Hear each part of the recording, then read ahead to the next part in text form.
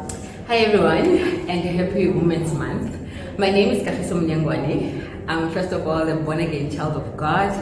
I am a wife to one husband and a mom to the most beautiful and cutest little boy and girl. What I love about life is just how simple it can be.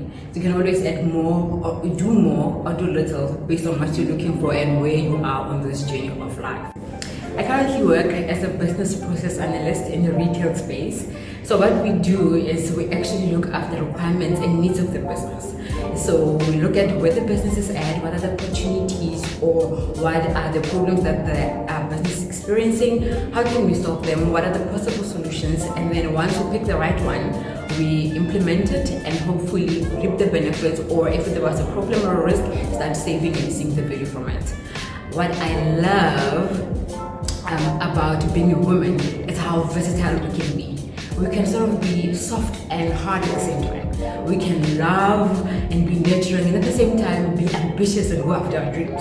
We can stand in warfare in prayer and praying tongues, and at the same time still throw ourselves on the floor when we are worshiping and be in tears. So that's what I love about how versatile and how we can move between roles and between situations as a woman. So women work hard, and where do we draw the line? I think whenever something that you're doing calls for you to no longer put yourself first, prioritize your health, your sanity, and your peace of mind, then that's where you should draw the line. Everything that we're doing in life, the hecticness, whether it's work, it's studies, it's family, it's just life, we need to just make sure that we still prioritize ourselves, that we have our sanity, that we have peace, and we are comfortable with the things that we're doing and the decisions that we're making. Then I think that's where you can know whenever you're crossing that boundary where you're putting yourself last, where you're no longer considering how you're feeling, even if it's just how you're feeling at the moment, whether you're tired or drained, then that's where you should draw the line and know that now I'm doing too much. Sure, how can we arm our girls? I think the greatest weapon we can arm them with is boldness and confidence. I find that, the studies on this, that generally girls and women don't raise their hands even when they know exactly what needs to be done or how to do it, whereas our counterpart, i.e.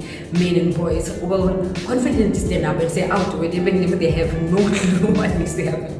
So I think if we can arm our young girls with boldness and confidence, then they can be able to stand up for what is right, number one, stand up for what they know, and actually be able to fill those spaces wherever they find themselves, whether it's at school, whether it's at work, as they grow up. But the confidence and boldness will set them apart, and it will also just help them in their self-esteem as well. If you're bold, even when you're scared, you still do it, and you still do it well, because I believe that our girls are talented, they have high intellect, and they're gifted.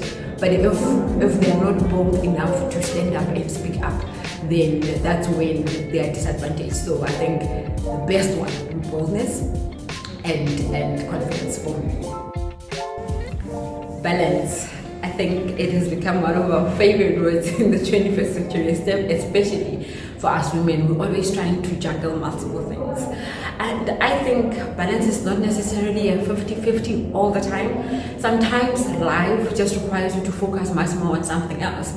I think the balance comes when you know when to pull back from that one thing and focus on another. For example, sometimes work might require you to pull in long hours, maybe bring work home. But as long as you know that at the end of that busy week, then you're gonna take some time out over the weekend, catch up with your kids or your family, and do things that speak to your heart, then that's balance. Sometimes school requires you to be on the run and just keep going. But as long as when you know after that, you could take a weekend away, go on a catch-up date or coffee with a friend, just relax, then that's balance for me. It doesn't have to always be everything at the same time, fully balanced. But when you know when to draw the line and separate things and make sure that your full self, that's your mind, your spirit, your heart, your soul, gets everything at the end of the day, then that's balance for me.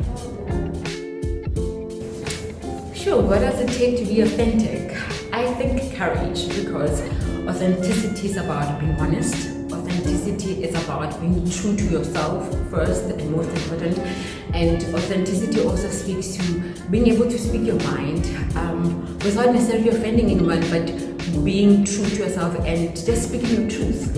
I think if you can be the best of yourself to you, to God, to the people around you, but having the courage to do that is what it will take for you to actually live an authentic life, to be able to live the best life that God has purposed you to live.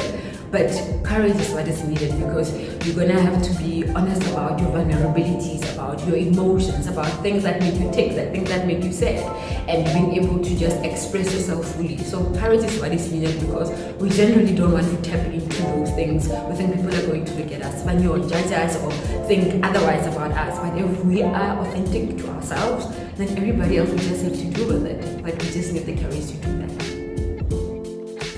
Oh yes, our very first event. So I have recently launched a movement. I call it a movement. It's called Hey Mama. So our very first event was held in May, and it was called Hey Mama, I See You. The purpose of the event was to have moms, especially young moms. I have a lot of them around me. I'm one of them. But just to come together and come talk about our challenges, our wins, the things that we do that help us to live a full life, and how we just balance this person, sister, and all of the other roles that we need to play. So we came together and just shared our hearts. It's just to create a space where we can come. And why I see you, it was because I wanted other women, other moms to come and just realize that we see them, the sacrifices they have to make, the sleepless nights, even when you're feeling exhausted and all touched out, but you still have to embrace your baby, feed them, put them to sleep, or stay up with them on the couch the whole night. We see you, because nobody else will actually see another mom as another mom sees you. So the first person who can see you the way a mom is another mom. So that was the whole point of the day. We had a physiotherapist who specializes in pelvic floor rehabilitation come and tell us about the things we can do to help improve our pelvic floor strength, and there's just things we can do that will help us live better after our bodies have changed postpartum, and just how to manage and navigate our relationships, especially our also intimate relationships with our husbands or partners. So it was a beautiful, beautiful day, and I believe that the women that were there were touched and hopefully impacted. Oh, my dear friend, we're not married to our choices, so as I'm growing, and it's a continuous thing, I've come to realize that we are so scared to either do new things, explore opportunities, try things, because we're worried, what if it doesn't work out? Or what if I fail? What if it's a disaster? And we sometimes forget that if you make a choice to do something, whether be it, let me use it as an example of becoming a vegetarian, and 3 months down the line, maybe my body's not taking well to it, or I feel like I don't like it, I'm not married to the decision. I can decide to change my mind again and make a different choice. So we're not married to it, and I think we tend to limit ourselves because we think, I've made a decision, I've told people about it, now I can't change, now I can't say, actually no guys, I've changed my mind again. So the choices that we make in life, we don't have to necessarily stick to them. I mean, there are things you need to stick to. If you're married, stick to your partner. You're a mom, stick to raising your kids.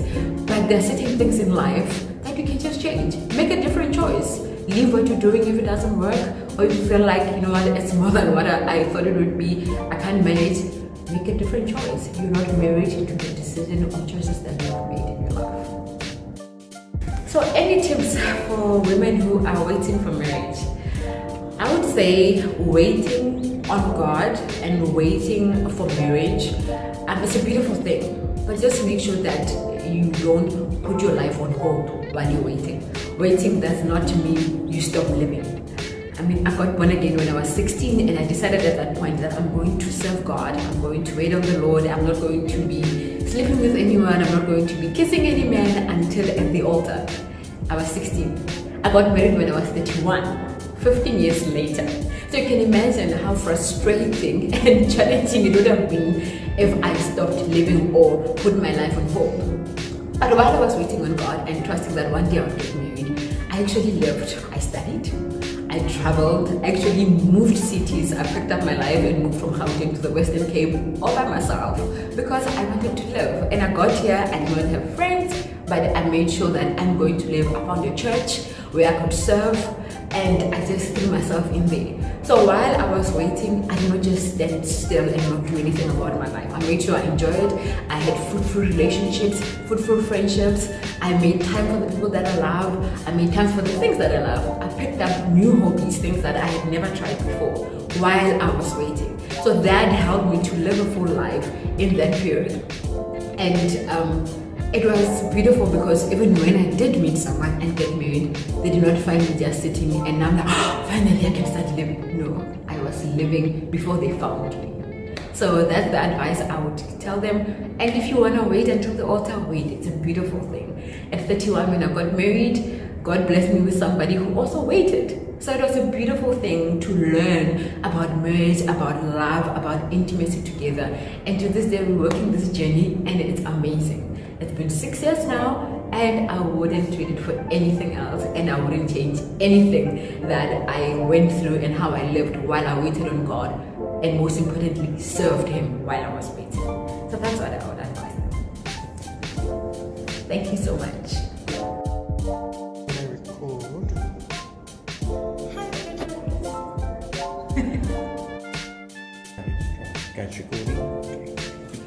Hi everyone. And